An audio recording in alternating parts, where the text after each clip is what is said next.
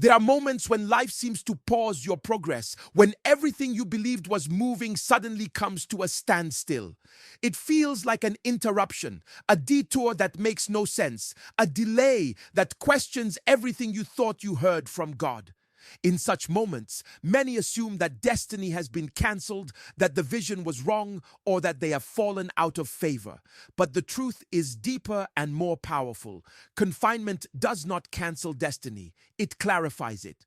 When movement is restricted, purpose becomes louder. When activity slows, intention becomes clearer. Destiny is often misunderstood as constant motion, visible progress, and public advancement. Yet the greatest clarity of purpose rarely comes in seasons of speed. It comes when you are forced to stop running, stop striving, and stop proving. In confinement, you are stripped of distractions that compete with divine direction. The noise reduces, the crowd disappears, and you are left alone with your thoughts, your convictions, and your God. In that quiet place, you begin to see clearly what truly matters and what was only noise masquerading as opportunity. Many people confuse activity with alignment. They are busy but not purposeful, moving but not accurate. Confinement exposes this confusion. When options are removed, you discover what you are truly called to pursue. When doors close, you learn which ones you were only knocking on out of fear, pressure, or comparison. Destiny becomes refined when unnecessary pursuits are cut off. What feels like loss is often precision. God is narrowing your focus so you do not waste your life chasing what looks good but is not God. Confinement also confronts identity. Without platforms, applause, or affirmation, you are forced to answer a difficult question. Who are you when nothing is happening? This is where destiny is purified. You realize whether your pursuit was rooted in obedience or in validation. If your faith survives this season, it emerges stronger, purer, and more resilient. You begin to follow God not for what He gives, but for who He is. That shift alone can determine the longevity and impact of a destiny. There is also a maturity that confinement produces. You begin to understand timing, patience, and submission. You learn that destiny is not just about where you are going, but about who you are becoming on the way there. In restriction, character is formed, discernment is sharpened, and humility is cultivated. These qualities are not optional. They are required to sustain the weight of what God intends to release through you. Without them, destiny would collapse under its own influence. When confinement ends, and it always ends, you step forward with clarity. You are no longer confused about your assignment, distracted by many voices, or desperate for approval. You move with conviction, not confusion. The season that once felt like a prison becomes the place where vision was clarified, motives were refined, and direction was secured. Destiny was not delayed, it was defined. There are seasons in life that feel like punishment, moments when circumstances tighten around you and it appears as though something has gone wrong. Doors close unexpectedly, plans collapse, and progress seems to reverse. In those moments, the natural response is to assume that God is displeased or that failure has occurred. Yet there is a higher perspective that transforms pain into purpose. Seasons of restriction are classrooms, not punishments. They are intentional environments designed to teach what success, speed, and comfort cannot. In times of restriction, life slows down whether you want it to or not. You are forced to confront what constant motion often hides. When everything is available, discernment is optional, but when choices are limited, wisdom becomes essential. Restriction trains your spiritual senses. You begin to observe more carefully, listen more intently, and respond more thoughtfully. Lessons that would have been ignored in freedom become unavoidable in confinement. God uses these seasons to teach patience, timing, and obedience because these virtues cannot be rushed. Classrooms are not always comfortable, but they are always intentional. In restriction, God teaches you about dependence. Self-sufficiency begins to fail, and you realize how fragile your own strength truly is. You discover that grace is not a concept but a necessity. Daily provision, daily guidance, and daily strength become realities, not theories. This dependency is not weakness, it is alignment. It reorders your trust and anchors your confidence in God rather than in circumstances. Restriction also exposes habits, attitudes, and beliefs that would eventually sabotage your future. In freedom, flaws can hide behind success. In confinement, they surface. Impatience, pride, fear, and insecurity are revealed, not to shame you, but to heal you. A wise student does not resist correction, but receives it with humility. In this classroom, God is not interested in how impressive you appear. He is interested in how teachable you remain. Growth depends on your willingness to learn. Another powerful lesson of restriction is value. When access is limited, appreciation increases. You learn to cherish small victories, simple provisions, and quiet moments with God. Gratitude deepens, entitlement dies, and contentment is restored. These lessons protect your heart from arrogance when abundance returns. Those who never learn gratitude in lack often lose humility in increase. Restriction also prepares you for responsibility. Authority without training leads to destruction. Influence without wisdom creates chaos. In the classroom of limitation, God teaches you stewardship, restraint, and discipline. You learn how to manage your emotions, your words, and your reactions. These are not minor lessons, they are foundational. The weight of destiny requires stability, and stability is formed in hidden seasons. When the season of restriction ends, you do not graduate with just answers, but with understanding. You emerge wiser, steadier, and more discerning. What once felt like punishment becomes a testimony of preparation. You realize that the classroom was not meant to delay you, but to equip you. The lessons learned there become the very tools that sustain you in the future God has prepared. There is a dimension of spiritual depth that cannot be accessed in noise, haste, or constant interaction. It is found in silence, shaped in isolation, and refined through waiting. Many people fear these conditions because they expose the inner life. Yet these are the very environments where spiritual sensitivity is sharpened. When external voices reduce, internal discernment increases. What once felt empty becomes sacred because God often speaks most clearly when life is quiet. Silence removes competition. In busy seasons, God's voice competes with ambition, pressure, expectations, and fear. In isolation, those voices lose their strength. You begin to recognize the difference between urgency and instruction, between desire and divine direction. Waiting slows your impulses and trains you to respond rather than react. This is not inactivity, it is alignment. Sensitivity grows when you are no longer driven by immediate gratification but guided by spiritual awareness. Isolation also restructures perception. You begin to see beyond appearances and into substance. Without the influence of crowds, trends, and opinions, truth becomes easier to recognize. Discernment is not developed by exposure alone, but by reflection. Waiting seasons create space for reflection, and reflection produces depth. Shallow insight cannot survive pressure, but sensitivity forged in solitude carries weight and accuracy. In these seasons, prayer changes. It moves from words to listening. You discover that God is not always trying to give instructions. Sometimes He is shaping your capacity to receive them. Silence increases attentiveness. You begin to notice promptings, convictions, and inner witness that would have been drowned out before. This is where guidance becomes personal, not generic. You learn to sense timing, restraint, and release with precision. Waiting also reveals what truly governs you. When outcomes are delayed, motives are tested. You learn whether your obedience is conditional or absolute. Spiritual sensitivity grows when obedience is no longer tied to immediate results. Faith matures when trust remains even without visible progress. In this process, impatience weakens and spiritual endurance is built. You become comfortable trusting God's process, not just His promises. Isolation refines character as well. Without external validation, pride loses its fuel. Without constant affirmation, humility is strengthened. You learn to draw identity from relationship with God rather than from recognition. This produces stability. Sensitive spirits are not easily shaken because they are rooted in truth rather than in applause.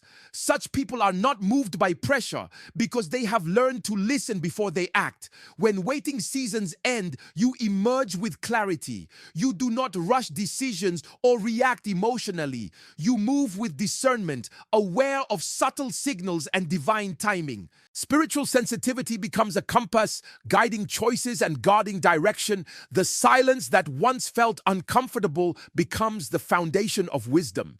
You realize that isolation was not abandonment, waiting was not delay, and silence was not absence. They were tools God used to refine your hearing, deepen your trust, and prepare you to move with accuracy in the next season of your life.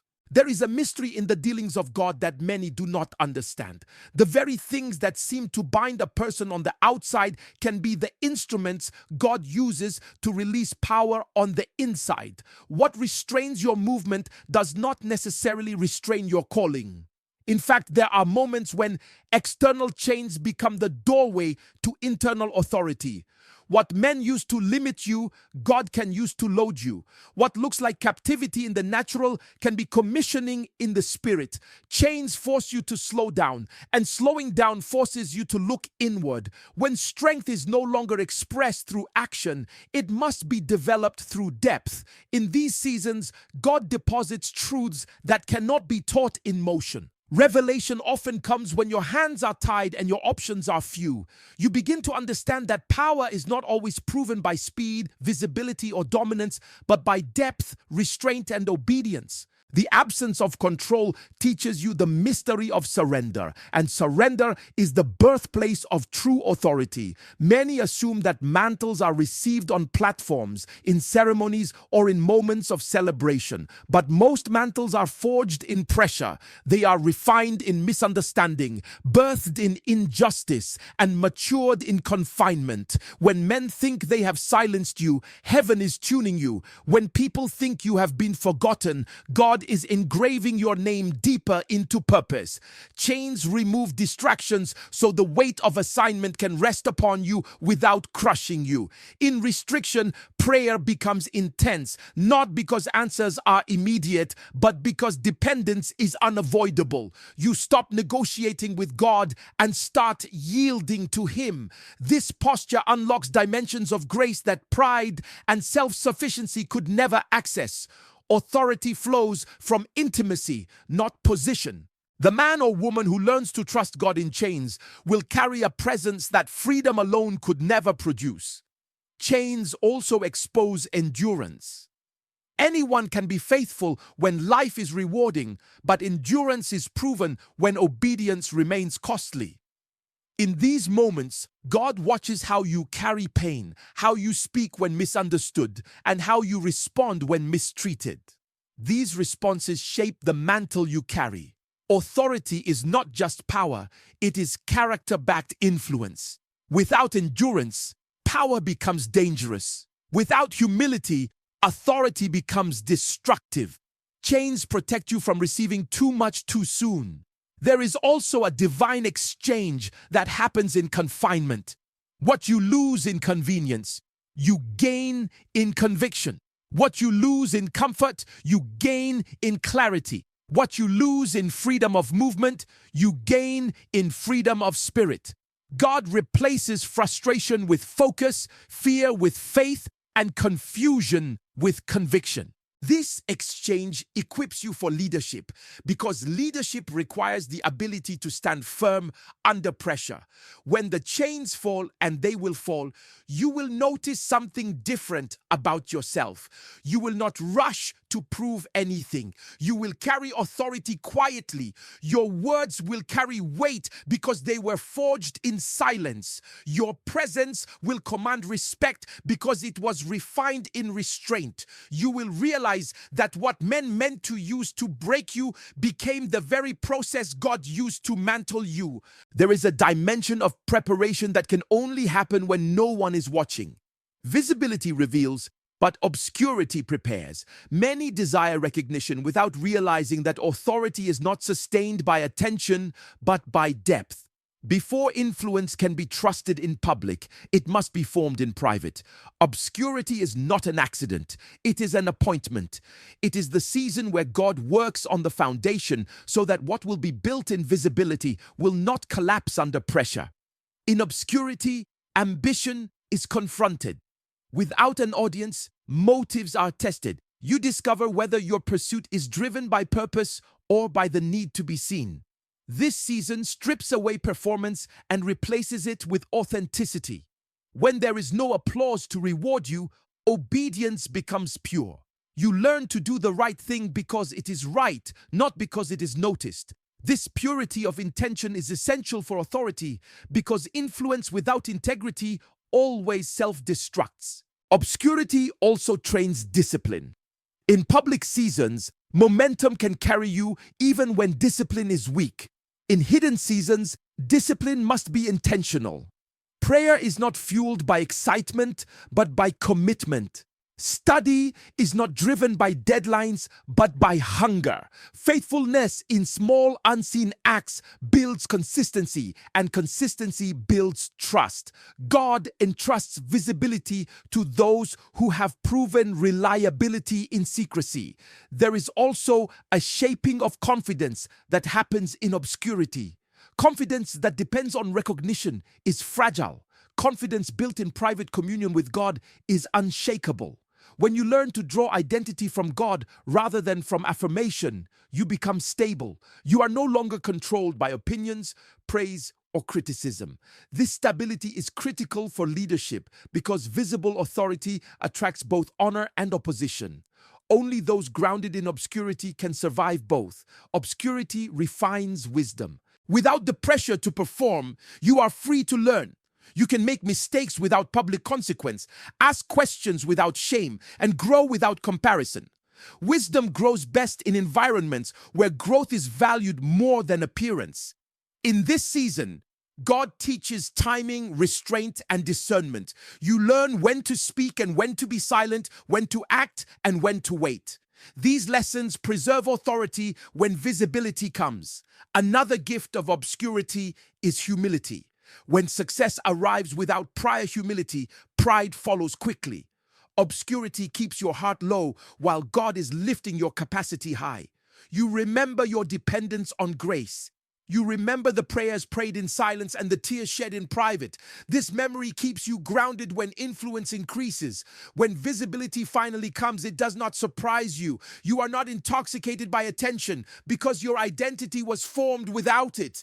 You move with calm authority, not desperation. The work done in obscurity becomes evident in the way you speak, lead, and decide. People may see the platform, but you carry the preparation. And you will know that the season when no one noticed was the season that made everything else possible. There is a version of faith that is loud, expressive, and visible. And there is a version of faith that is quiet, tested, and proven. Anyone can declare trust when circumstances are favorable, when prayers are answered quickly, and when doors open with ease. But faith reaches its highest proof when praise survives pressure. When the situation contradicts the promise, when reality challenges belief, and when silence replaces reassurance, what remains in your heart reveals the depth of your faith. Pressure exposes foundations. It reveals whether faith was built on convenience or conviction. In seasons of comfort, praise can be emotional and spontaneous. In seasons of adversity, praise becomes intentional and costly.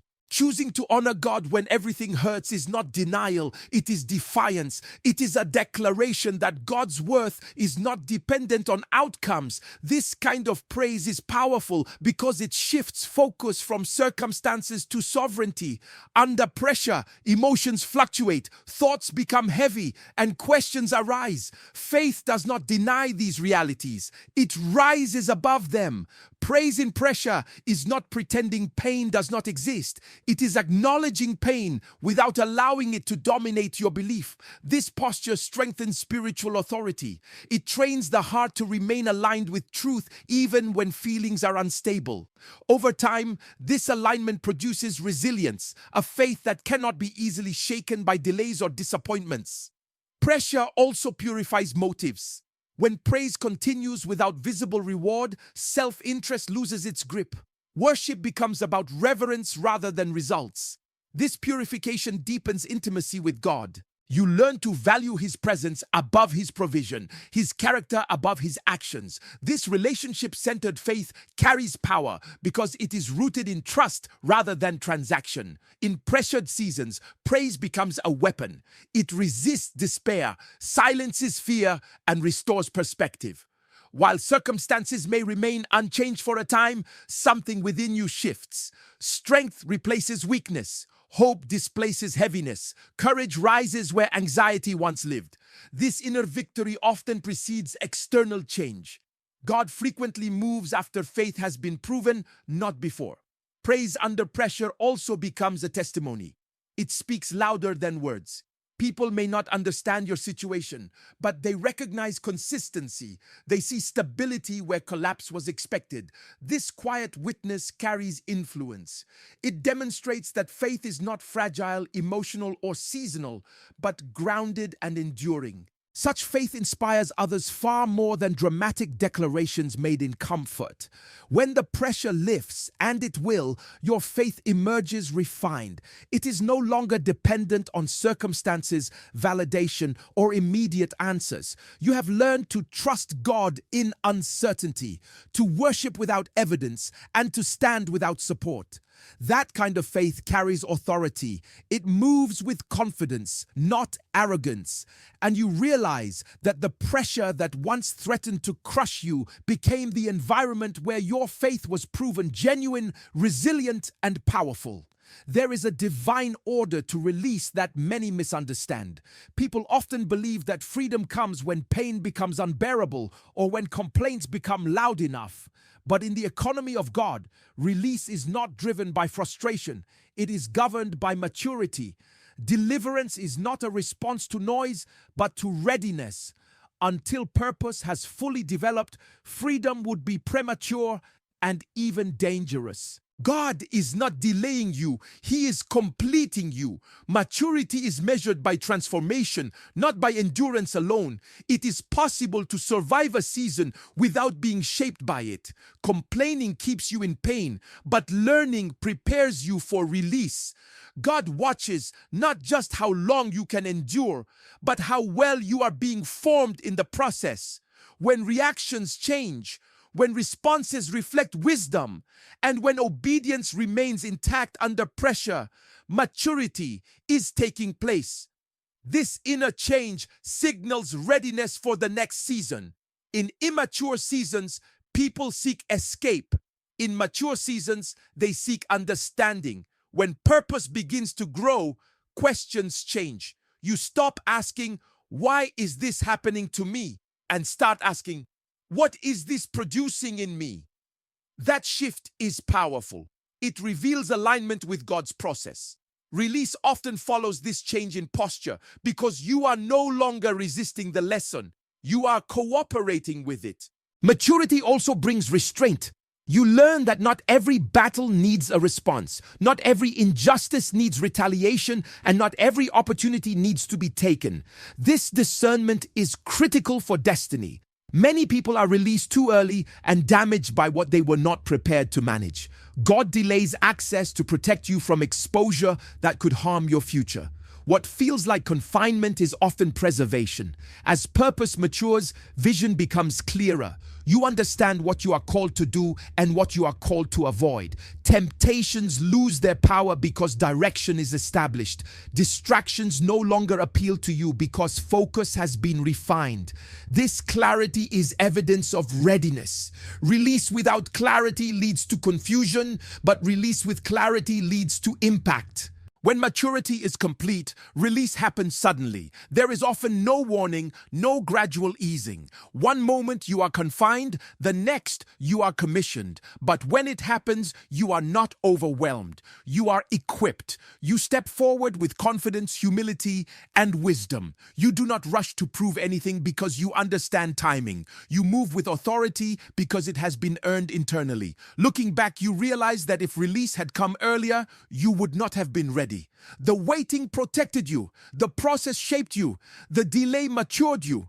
And when freedom finally arrived, it was not just an escape from pain, but an entrance into purpose.